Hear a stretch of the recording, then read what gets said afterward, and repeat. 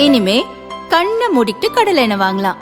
ஏன்னா மந்த்ரா கடலை எண்ணெய் இதயத்தின் தயாரிப்பு. வறுக்க பொரிக்க ஏன் எல்லா சமையலுக்கும் மந்த்ரா தான். மந்த்ரா கடலை எண்ணெய், அபார ருசி, ஆரோக்கியமான உடல் நலம்.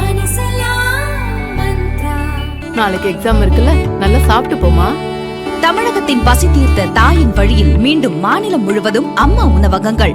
நல்ல ஆட்சினா எடப்பாடியார்தான். தமிழகத்தில் நாளை மறுநாள் சட்டசபை தேர்தல் நடக்கிறது. இன்றுடன் பிரச்சாரம் ஓய்கிறது. திமுகவுக்கு ஆதரவாக நடிகர் சத்யராஜ் தமிழகத்தில் பல இடங்களில் பிரச்சாரம் செய்தார்.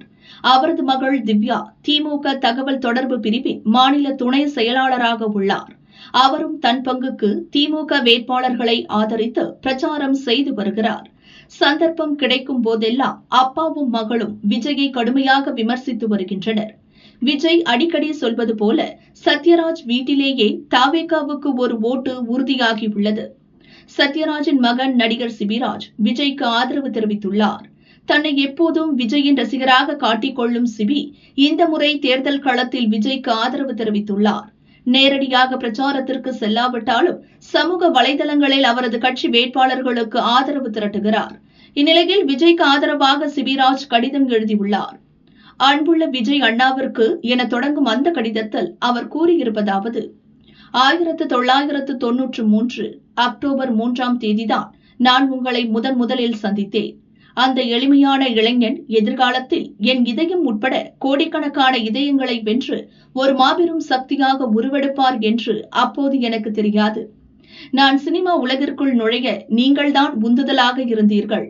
நான் எப்போதும் உங்களுக்கு துணையாக இருப்பேன்.